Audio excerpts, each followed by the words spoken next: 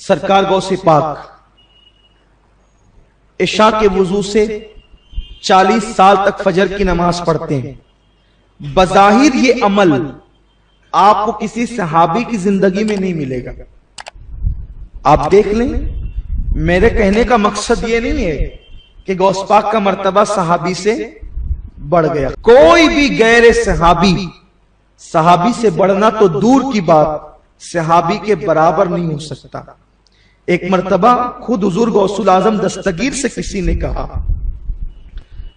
کہ امیر معاویہ رضی اللہ تعالیٰ عنہ نے خلافت راشدہ کو ختم کر کے ملوکیت کی بنیاد رکھی، اور ان کی زندگی میں کچھ ایسی اتنی کرامتیں نظر نہیں آتی، لیکن آپ کی زندگی میں کرامت بارش کی طرح برستی نظر آتی ہے.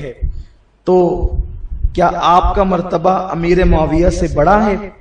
سرکار غوث الاعظم دستگیر فرماتے ہیں، امیر معاویہ جس گھوڑے پر بیٹھ کر، یہ کون کہہ رہا ہے؟ علی کا وہ بیٹا کہہ رہا ہے جس کا علی کا بیٹا ہونے میں شک ہی نہیں، جس کے شجرے پر اہل شجرہ کبھی شک بھی نہیں کر سکتے. تو علی مرتضیٰ کا بیٹا جس کے علی کے بیٹے ہونے میں شک نہیں، وہ کہتے ہیں کہ جس گھوڑے پر بیٹھ کر امیر معاویہ جہاد میں جاتے تھے، میں اس گھوڑے کے ٹاپ سے لگنے والی دھول کے برابر بھی نہیں. یہ غوث الاعظم دستگیر اور دلیل دیتے ہیں، کیا تم نے قرآن نہیں پڑھا؟ اللہ تبارک و تعالی صحابہ کرام کے گھوڑوں کی ٹاپوں کی لگی ہوئی دھول کی قسم قرآن میں یاد فرماتا ہے.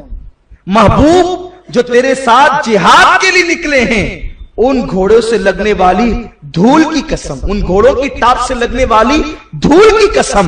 آپ غور فرمائیں، یہ صحابہ کا مقام ہے. لیکن آپ دیکھیں، وہ رات کو سوتے بھی ہیں، رات میں قیام بھی کرتے ہیں، وہ دن میں تجارت بھی کرتے ہیں، دن میں نمازیں بھی پڑھتے ہیں، وہ تلاوت بھی کرتے ہیں، بچوں کے ساتھ بھی رہتے ہیں. اسی کے برعکس دیکھیں، بہت سارے امت محمدیہ میں اولیاء ایسے ہوئے جنہوں نے شادیاں ہی نہیں کی. شادی کریں گے تو بیوی ہوگی، اس کے لیے ٹائم دینا پڑے گا، بیوی ہوگی تو بچے ہوں گے، ان کے لیے وقت نکالنا پڑے گا. آپ دیکھیں حضور سیدی سرکار مخدوم اشرف جہانگیر سمنانی رضی اللہ تعالیٰ عنہ شب قدر کے دن، شب قدر کی میں جو ہے وہ اپنی کمر کو کس کے باندھ رہے تھے. تو پیر و مرشد نے پوچھا، اشرف شہزادے کمر کس رہے ہو؟ کہا ہاں مضبوط باندھ رہے ہیں تاکہ عبادت کریں. کہا اتنی مضبوط باندھ کے کبھی نہ کھلے. اشارہ تھا کہ ساری زندگی شادی نہ کرنا. آپ غور فرمائیں، یعنی کہ اللہ کی عبادت میں. پھر اسی طرح سیدنا مخدوم علی احمد صابر کلیری کو دیکھیں جو سرکار غوث الاعظم دستگیر کے مایا ناز شہزادے ہیں.